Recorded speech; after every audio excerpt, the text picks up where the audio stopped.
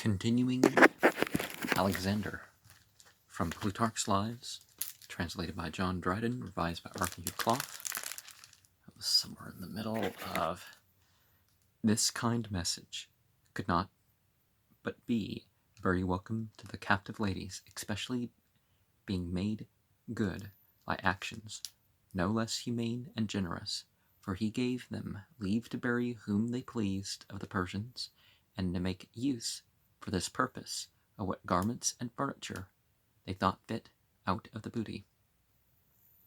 He diminished nothing of their equipage or of the attentions and respect formerly paid them, and allowed larger pensions for their maintenance than they had before. But the noblest and most royal part of their usage was that he treated these illustrious prisoners according to their virtue and character, not suffering them to hear or receive, or so much as to apprehend anything that was unbecoming. Well, no prisoner should be abused, but you certainly don't have to maintain the luxury they had when they were free. So that they seemed rather lodged in some temple or some holy virgin chambers, where they enjoyed their privacy sacred and uninterrupted, than in the camp of an enemy. Nevertheless, Darius's wife was accounted the most beautiful princess then living, as her husband the tallest and handsomest man of his time, and the daughters were not unworthy of their parents, but Alexander, esteeming it more kingly to govern himself than to conquer his enemies, sought no intimacy with any one of them, nor indeed with any other women before marriage, except Barsine, Memnon's widow, who was taken prisoner at Damascus. She had been instructed in the Grecian learning, and was of a gentle temper, and by her father Artabazus royally descended, with good qualities added to the solicitations and encouragement of Parmenio, as Aristobulus tells us, made him the more willing to attach himself to so agreeable and illustrious a woman. Now, if he's controlling himself with all the rest of them, it's just, yeah, he would have wanted her more, right? Or perhaps, different situation in some other way. But the rest of the female captives, though remarkably handsome and well proportioned, totally here, he took no further notice than to say jestingly that Persian women were terrible eyesores, and he himself, retaliating, as it were, by the display of the beauty of his own temperance and self-control, bade them be removed, as he would have done so many lifeless images, when Philoxenus, his lieutenant on the sea-coast, wrote to him to know if he would buy 2 young boys of great beauty, one who Theodorus, a Tarentine, had to sell. He was so offended that he had often expostulated with his friends what baseness Philoxenus had ever observed in him, that he should presume to make him such a reproachful offer.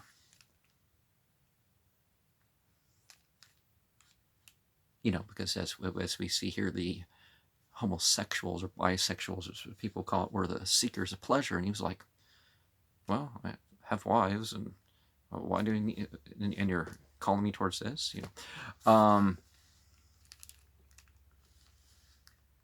because that's one of the things people assume. If somebody has a bunch of wives, that they're, then they're just abnormally whatever. But no, that some people actually have a relationship as part of it, not just you're mine, calling dibs or something. Got it locked up, or however people say it. And he immediately wrote him a very sharp letter, telling him Theodorus and his merchandise might go with his goodwill to destruction, nor was he less severe to Hagnon, who sent him word that he would buy a Corinthian youth named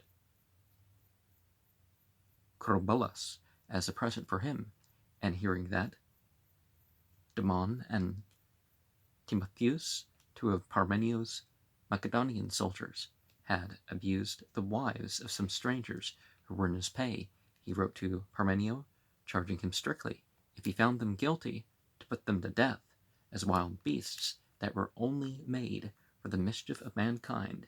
In the same letter he added that he had not so much as seen or desired to see the wife of Darius, no, nor suffered anybody to speak of her beauty before him. He was wont to say that sleep and the act of generation chiefly made him sensible that he was mortal, as much as to say that weariness and pleasure proceed both from the same frailty and imbecility of human nature. And criminal law and all that shouldn't. Okay, fine. They're doing wars of conquest, which I can't get behind. But at least he's like, okay, here are some crimes that you can't do to the captives either, or I'll kill you too. If only, America would pick that up, it would fix a lot of its other criminal and international problems, right? In his diet, also, he was most temperate, as appears, omitting many other circumstances, by what he said to Ada, whom he adopted with the title of mother, and afterwards created Queen of Caria, for when she, out of kindness, sent him every day many curious dishes and sweetmeats, and would have furnished him with some cooks and pastrymen who were thought to have great skill, he told her he wanted none of them. His preceptor, Leonidas, having already given him the best, which were a night march to prepare for breakfast, and a moderate breakfast to create an appetite for supper. Leonidas also, he added, used to open and search the furniture of his chamber and his wardrobe to see if his mother had left him anything that was delicate or superfluous. He was much less addicted to wine than was generally believed. That which gave people occasion to think so of him was, that when he had nothing else to do, he loved to sit long and talk, rather than drink, and over every cup he held a long conversation, for when his affairs called upon him, he would not be detained, as other generals often were, either by wine or sleep, nuptial solemnities, spectacles, or other diversions whatsoever. A convincing argument of which is, in the short time he lived, he accomplished so many and so great actions when he was free from employment, after he was up and had sacrificed to the, is the word daemon? Daemon? Well, things that people consider gods and goddesses, but there's actually distinction linguistically between theon and theo and the other forms of that. Yep, it's interesting seeing the pitchfork thing in the middle of Bible passages, but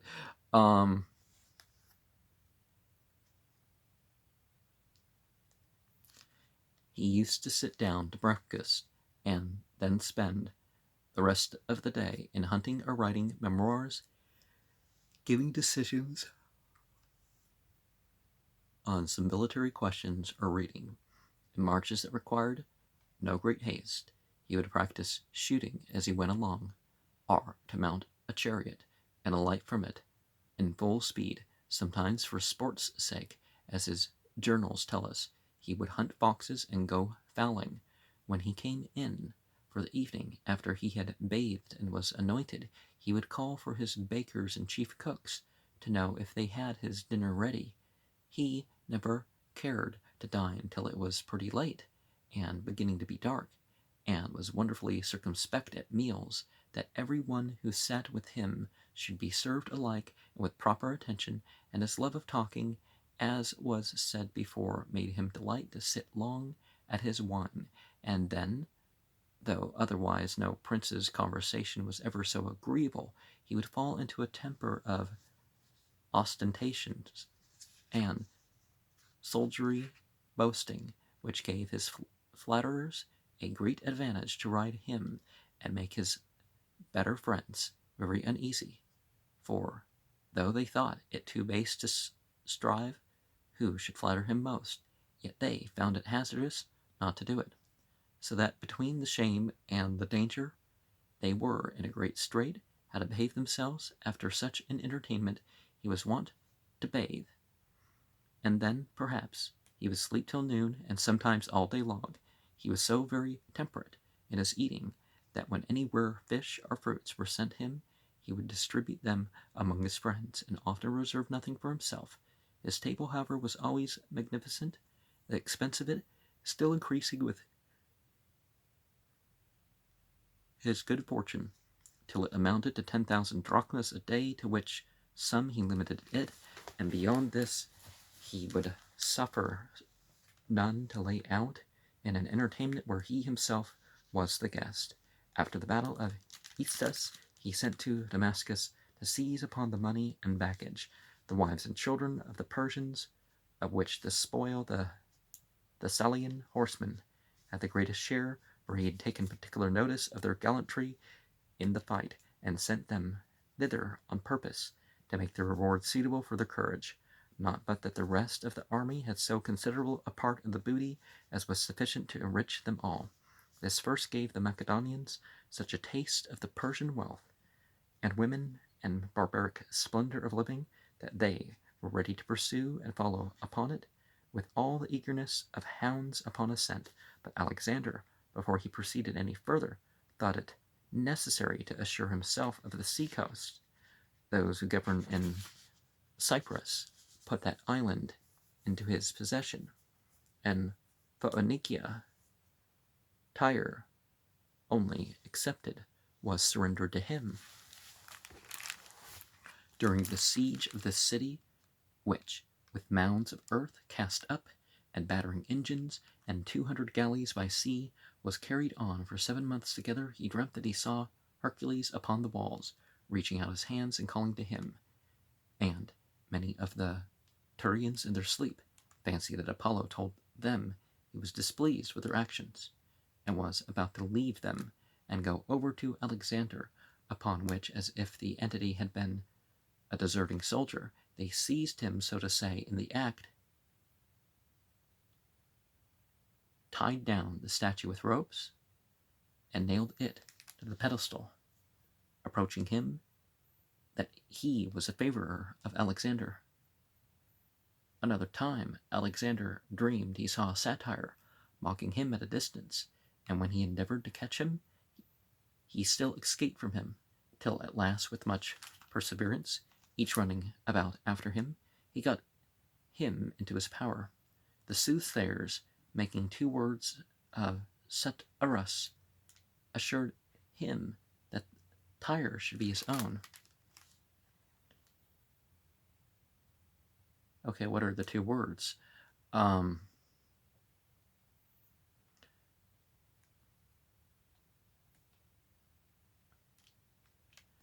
inhabitants at this time show a spring of water, near which they say Alexander slept, when he fancied the satyr appeared to him, while the body of the army lay before Tyre. He made an excursion against the Arabians who inhabit the Mount Antilibanus, in which he hazarded his life extremely to bring off his master Lysimachus, who would needs go along with him, declaring he was neither older nor inferior in courage to Phoenix and Achilles' guardian. Oh, Phoenix is Achilles' guardian. Okay. The different generally the myth was, I guess, every 600 years or every 1,000 years or something. It sort of regenerates itself and goes around and does its thing and then goes. But for when, quitting their horses, they began to march up the hills on foot, the rest of the soldiers outwent them a great deal. So that night, drawing on, and the enemy near, Alexander was fain to stay behind so long, to encourage and help the lagging and tired old man, that before he was aware he was left behind a great way from his soldiers, with a slender attendance, and forced to pass an extremely cold night in the dark and in a very inconvenient place, till seeing a great many scattered fires of the enemy at some distance, and trusting to his agility of body, as he was always wont by undergoing toils and labors himself to cheer and support the Macedonians in any distress, he ran straight to one of the nearest fires, and with his dagger dispatching 2 of the barbarians that sat by it, snatched up a lighted brand and returned with it to his own men. They immediately made a great fire, which so alarmed the enemy that most of them fled, and those that assaulted them were soon routed, and thus they rested securely the remainder of the night. Thus Carus writes, but to return to the siege, it had this issue. Alexander, that he might refresh his army, harassed with many former encounters, had led only a small party toward the walls, rather to keep the enemy busy than with any prospect of much advantage. It happened at this time that Aristander, the soothsayer, after he had sacrificed upon the view of the entrails, affirmed confidently to those that stood by that the city should be certainly taken that very month, upon which there was a laugh and some mockery among the soldiers, as this was the last day of it. The king, seeing him in perplexity, and always anxious to support the credit of the predictions, gave order that they should not count it as the 30th, but as the 23rd of the month. Is it Surah 9 in the Quran that talks about this nonsense that people play games with the calendar, their intercalcular things? They say that this month is, oh, well, let's call this month this year. Oh, let's throw an extra month or take away a month, or,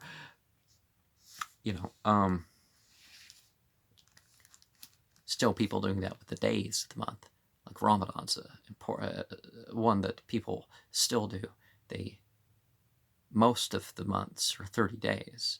So if this country virtually every year, every 30 years, they declare a 30-day Ramadan, no, it just doesn't make sense astronomically. But, okay, and ordering the trumpets to sound and attack the walls more seriously than he at first intended. The sharpness of the assault so inflamed the rest of his forces, who were left in the camp, that they could not hold from advancing to second it, which they performed with so much vigor that the Turians retired, and the town was carried that very day.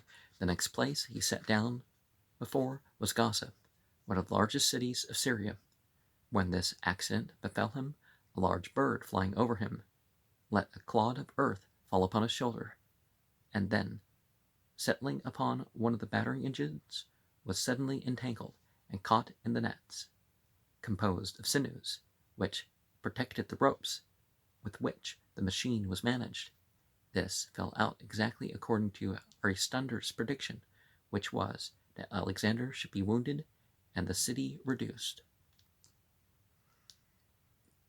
From no, I guess a bird drops something on, even if it's dirt. Maybe his shoulder got scratched by or something. I don't know. From hence he sent great part of the spoils to Olympias. Cleopatra, I don't remember how to say it in Egyptian, but there's a Q and there's a D instead of a T, and the rest of his friends, not admitting his preceptor Leonidas, on whom he bestowed 500 talents weight of frankincense and 100 of myrrh, in remembrance of the hopes that he had once expressed of him when he was but a child.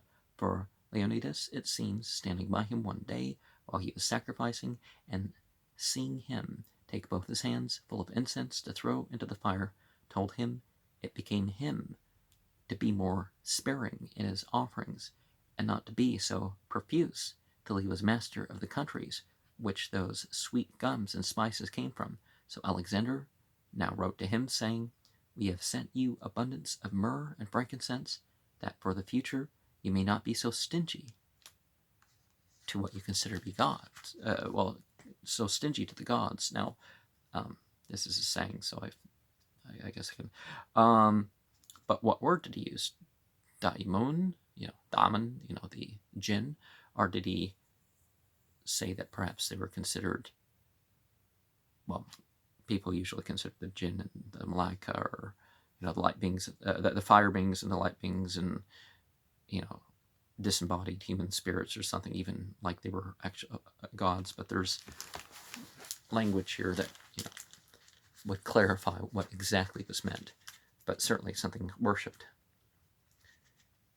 Among the treasures and other booty that was taken from Darius, there was a very precious casket, which, being brought to Alexander for a great rarity, he asked about them, which he thought fittest to be laid up in it.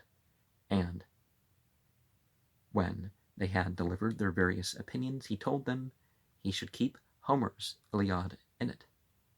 This is attested by many credible authors, and if what those of Alexandria tells us, relying upon the authority of Heraclitus, be true, Homer was neither an idle or unprofitable companion to him in his expedition. For when he was master of Egypt, designing to settle a colony of Garcians there, he resolved to build a large and populous city and give it his own name, in order to which, after he had measured and staked out the ground with the advance of the best architects, he chanced one night in his sleep to see a wonderful vision. A grey-headed old man of a venerable aspect appeared to stand by him and pronounce these very verses: An island lies where loud the billows roar. Pharos they call it on the Egyptian shore. Alexander upon this immediately rose up and went to Pharos, which at that time was an island lying a little above the Canobic mouth of the river Nile, though it has now been joined to the mainland by a mole. As soon as he saw the commodious situation of the place, it being a long neck of land, stretching like an isthmus between large lagoons and shallow waters on one side, and the sea on the other, the latter at the end of it making a spacious harbor, he said, Homer, besides his other excellencies, was a very good architect, and ordered the plan of the city to be drawn out answerable to the place, to do which, for want of chalk, the soil being black, they laid out their lines with flour, taking in a pretty large compass of ground in a semicircular figure, and drawing into the inside of the circumference equal straight lines from each end, thus giving it something of the form of a cloak or cape. While he was pleasing himself with his design, on a sudden an infinite number of great birds of several kinds, rising like a black cloud out of the river and the lake, devouring every morsel of the flour that had been used in setting out the lines, at which omen even Alexander himself was troubled, till the augurs restored his confidence again by telling him it was a sign that the city he was about to build would not only abound in all things within himself, but also the nurse and feeder of many nations. He commanded the workmen to proceed while he went to visit the temple of Ammon. This was a long and painful, and in two respects a dangerous journey. First, if they should lose the provision of water, as for several days none could be obtained, and secondly, if a violent south wind should arise upon them while they were traveling through the wide extent of the deep sands, as it is said to have done with Cambyses led his army that way, blowing the sand together in heaps, and racing, as it were, the whole desert like a sea upon them, till 50,000 were swallowed up and destroyed by it.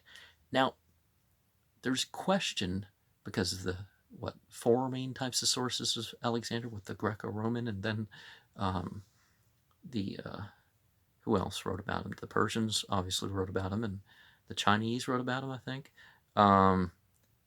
What are the four? Each is a different group, right? Or maybe there was a Greek source and a Roman source too at the same time. And I don't mean Plutarch's Lives, because this is, secondhand accounts. Well, it's sort of a Greek Bible. That's why I'm sharing it on the channel. But so was it the people around him that took part in this, that, or the other? Was Alexander really seeking out the shrines and all this stuff, or was he trying to control the shrines? So what type of religion did Alexander really have? I don't think that the evidence. I think the evidence is quite against the idea of him being the Qarnain. Because Cyrus the Great was known as Zul Qarnain. And actually fits into the story, but all these difficulties were weighed and represented to him, but Alexander was not easily to be diverted from anything he was bent upon, for fortune, having hitherto scouted him in his designs, made him resolute and firm in his opinions, and the boldness of his temper raised a sort of passion in him for surmounting difficulties, as if it were not enough to be always victorious in the field, unless places and seasons and nature herself. Oh, it doesn't matter what gender you attribute to nature, sort of neutral, right? In this journey, the relief and assistance of the entities worshipped afforded him in his distresses were most remarkable, and obtained greater belief than the oracles he received afterwards, which, however, were valued and credited the more on account of those occurrences. For first, plentiful rains that fell preserved them from any fear of perishing by drought, and, allaying the extreme dryness of the sand, which now became moist and firm to travel on, cleared and purified the air. Well, whether they worshipped or not, those physical things were going to happen. But besides this, when they were out of their way and were wandering up and down because of the marks which were wont to direct the guides were disordered and lost, they set right again by some ravens which flew before them when on their march, and waited for them when they lingered and fell behind. And the greatest miracle, when, as Callisthenes tells us, was that if any of the company went astray in the night, he never ceased croaking and making a noise, till by that means they had brought them into the right way again. Having passed through the wilderness, they came to the place where the high priest, at the first salutation, bade Alexander welcome from his father Ammon, and being asked by him whether any of his father's murderers had escaped punishment, he charged him to speak with more respect, since his was not a mortal father. Then Alexander, changing his expression, desired to know of him if any of those who murdered Philip were yet unpunished, the further concerning dominion, whether the empire of the world was reserved for him. And, well, in the Bible we find this talk of you become, it's not literal, because at some point, oh, well, this is my son and I've begotten him now. And the Greek culture had that thing with pretty much anything you could decide to worship. Although I think the Theon, or however you're gonna say that, was actually beyond having, this thing. But in general, what people treated as divinities. Thus the entity answered, or the person running the oracle, obviously, he should obtain, and that Philip's death was fully revenged, which gave him so much satisfaction that he made splendid offerings to Jupiter and gave the priests very rich presents. See, that's why the priests say stuff like that, because they know what might come.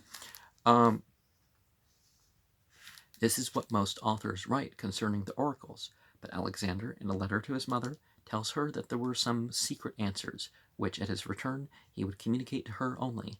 Others say that the priest, desirous as a piece of courtesy to address him in Greek, O Paidion, by a slip in a pronunciation that ended with S instead of the N, and said O Paidios, which mistake Alexander was well enough pleased with, it went for current that the oracle had called him so.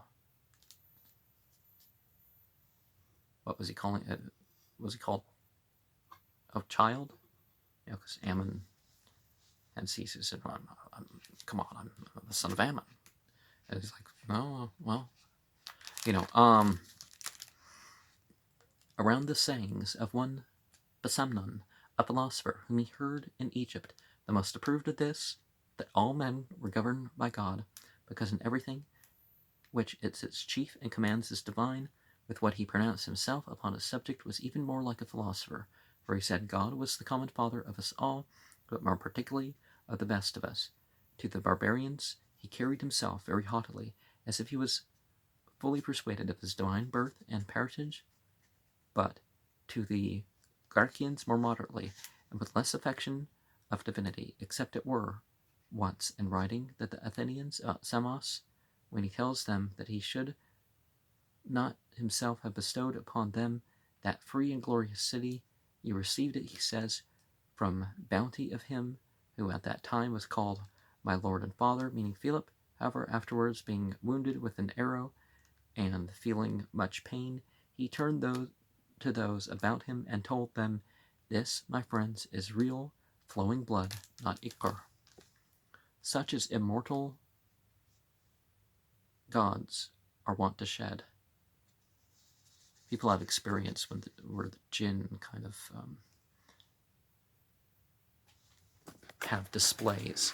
Perhaps it happens on their level, right? Not in this material plane, but in another, right? Because is the word for God, Damons, Daimon, you know. And another time when it thundered so much that everybody was afraid, and Anaxarchus, the sophist, asked him if he, who was Jupiter's son, could do anything like this. Nay, said Alexander, laughing, I have no desire to be formidable to my friends, as you would have me, who despise my table for being furnished with fish, and not with the heads of governors of provinces, for in fact it is related as true that Anaxarchus, seeing a present of small fishes, which the king sent to Hephaestion, had used this expression in a sort of irony and disparagement of those who undergo vast labors and encounter great hazards in pursuit of magnificent objects, which after all bring them little more pleasure or enjoyment than what others have. From what I have said upon this subject, it is apparent that Alexander in himself was not foolishly affected, or had the vanity to think of himself like he was really a god, but merely used his claims to divinity as a means of maintaining among other people the sense of his superiority. And that's probably what the case was, is that he didn't really believe it was just, oh, my people are superstitious, I have to go along with a lot of this stuff. At his return out of Egypt into Phoenicia, he sacrificed and made solemn processions, to which were added shows of lyric dances and tragedies, remarkable not merely for the splendor and equipage and decorations, but for the competition amongst those who exhibited them. For the kings of Cyprus were here the exhibitors, just in the same manner as at Athens those were